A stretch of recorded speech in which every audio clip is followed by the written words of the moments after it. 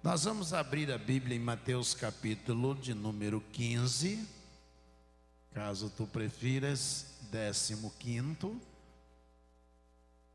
Mateus 15, a partir do versículo 21, ou caso tu prefiras, 21º.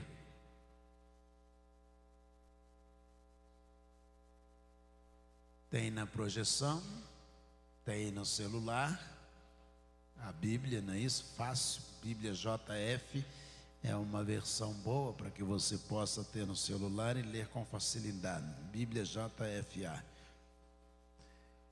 A mulher cananeia, capítulo 21, do capítulo 15, versículo 21, capítulo 15, versículo 21. Saindo dali, Jesus foi para a região de Tiro e Sidom.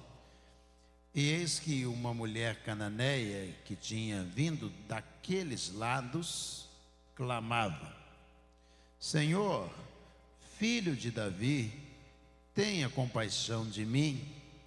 Minha filha está horrivelmente endemoniada. Jesus, porém, não lhe respondeu palavra. Então os discípulos, aproximando-se, disseram: mande-a embora, pois vem gritando atrás de nós. Mas Jesus respondeu: não fui enviado senão as ovelhas perdidas da casa de Israel. Ela, porém, veio e o adorou, dizendo: Senhor, me ajude. Jesus respondeu: não é correto pegar o pão dos filhos e jogá-lo aos cachorrinhos. A mulher disse: é verdade, Senhor, pois os cachorrinhos comem das migalhas que caem da mesa dos seus donos. Então Jesus exclamou: mulher, que grande fé você tem, que seja feito como você quer. E desde aquele momento a filha dela ficou curada. Amém? Senhor, muito obrigado a Deus por essa experiência tão emocionante registrada por Mateus, o evangelista, sobre essa experiência entre esta mulher e Jesus. Obrigado a Deus porque pelo bem que esse texto faz ao nosso coração. E nós te pedimos, ó Deus, que tu venhas, ó Deus, gravar esta palavra em nós. Que tu possas, ó Deus, permitir que nós a tenhamos em nós, na nossa mente, para aplicá-la também, ó Deus, no nosso dia a dia. Revela-te, ó Deus, a cada um de nós. É a nossa oração em nome de Jesus, o nosso Senhor. Amém. Amém. Esse texto é uma preciosidade do Novo Testamento, porque alguns textos separados, eles indicam a atenção que Jesus dava às mulheres, que não era muito comum aos seus dias as mulheres poderem se manifestar em público por causa de algumas situações, mas nessa região da Palestina nós vamos perceber que as mulheres não tinham muito direito de falar em público, de poder se dirigir a um homem na rua.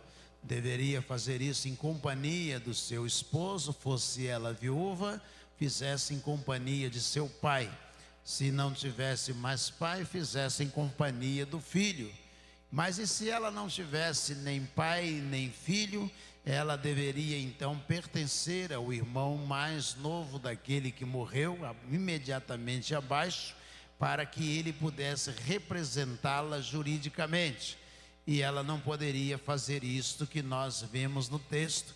Mas quando nós lemos a respeito de Jesus no Novo Testamento, nós vamos encontrar Jesus conversando publicamente com mulheres. Por exemplo, é o caso da mulher samaritana. Jesus chega junto ao poço, ela está ali. Jesus estabelece uma conversa com ela, uma conversa publicamente, que não era muito permitida. A mulher ainda estranha, no texto diz: como sendo tu judeu falas comigo que sou samaritana? porque além de ser mulher, ela ainda por cima era samaritana, que era rejeitada pelos judeus. Esse texto mostra que Jesus está caminhando e ele então resolve ir para a banda de Tiro e Sidom. São duas cidades fenícias e essas cidades tinham um culto declarado a Baal. Baal era o grande tormento do povo judeu, daqueles povos que estavam ao redor, viviam em adoração, e em alguns casos nós vamos ver que algumas pessoas do povo de Deus vão se misturar aos adoradores de Baal. Então havia uma rejeição muito grande dos judeus àqueles povos adoradores de Baal. E essa mulher vinha exatamente de Tiro e Sidom, onde a adoração a Baal era declarada. E ela vem correndo atrás de Jesus no meio da rua, gritando o nome de Jesus. E a declaração de Mateus é a mesma de Marcos, quando fala de Bartimeu, o filho de Timeu. Ele vem atrás, ele está parado, Jesus passa, ele começa a gritar: Jesus, filho de Davi, tem misericórdia de mim. A narrativa de Mateus traz à boca da mulher a mesma declaração de Bartimeu: Jesus, filho de Davi, tem misericórdia de mim, porque eu tenho uma única filha, essa filha, ela está possessa, está endemoniada, e eu preciso que o Senhor possa fazer alguma coisa. Mas Jesus, ele continua o caminho dele. Se você observar Marcos capítulo 10, quando Bartimeu começa a gritar o nome de Jesus, diz o texto que Jesus imediatamente ele parou para ouvir Bartimeu. Era um homem, e era comum, era simples que Jesus parasse para ouvi-lo. Mas essa mulher de Tiro e Sidom, Jesus não faz a mesma coisa, porque culturalmente a realidade é outra. E aí os discípulos se aproximam lá em Marcos 10 de Bartimeu, cego, e diz assim: fica quieto, você não está vendo que ele não vai te ouvir? Aqui nesse texto os discípulos se aproximam de Jesus e não do cego Bartimeu, ou seja, e não da mulher. Eles se aproximam de Jesus e dizem: Senhor Jesus, não está vendo que essa mulher vem gritando atrás de nós? Dispensa essa mulher, manda essa mulher embora. Por que que eles mandam? Eles mandam Bartimeu calar a boca, e quando é a mulher eles pedem que Jesus faça isto, porque eles eram judeus e eles não poderiam estar conversando com uma mulher gentia, ou se preferirem gentílica, não poderiam conversar com ela, eles se dirigirem a ela publicamente. Essa é a diferença. No caso de Bartimeu, eles mesmos vão lá e dizem: cala a boca, Bartimeu, está vendo que Jesus não vai te receber? No caso desta mulher, eles dizem: mestre, essa mulher está vindo gritando, está fazendo um escândalo, está chamando a atenção, fala para ela ir embora, despede essa mulher, faz o Senhor isso, a gente não vai fazer isso. E aí Jesus ali olha para a mulher, ignorando o que os discípulos estão dizendo, diz: mas Jesus não lhe respondeu palavra alguma. Então os discípulos se aproximando, disseram: manda embora, pois ela vem gritando atrás de nós. E aí Jesus olha para eles e diz assim: eu fui enviado àqueles que estão perdidos. Não depende de sexo, não depende de cultura, não depende de situação, realidade social. Eu fui enviado àqueles que estão perdidos. Quando Bartimeu, aliás, quando aquele homem de baixa estatura vai procurar Jesus, e ele se aproxima de Jesus, ele resolve subir numa árvore, Jesus resolve ir à sua casa em Lucas capítulo 19, e aí quando Jesus está na casa dele, ele diz: Senhor, eu vou dar o que eu tenho aos pobres, eu vou dar o dinheiro para as pessoas. Jesus olha para ele lá, se não me engano, 19:10, Jesus diz para ele assim: o Filho do Homem veio buscar e salvar o que se havia perdido. E aqui Jesus diz aos discípulos, em Mateus 15, Jesus diz a eles: olha só, eu vim não para salvar o homem, não para salvar a mulher, eu vim para salvar aquele que está perdido. E aí Jesus diz: o que você quer? Ela diz: eu tenho uma filha, ela está endemoniada, eu sou lá da banda de Tiro e Sidom, cidade fenícia, cidade conhecida como cidade do pecado, a semelhança de Sodoma, e eu estou aqui para pedir ao Senhor que o Senhor possa fazer alguma coisa pela minha filha.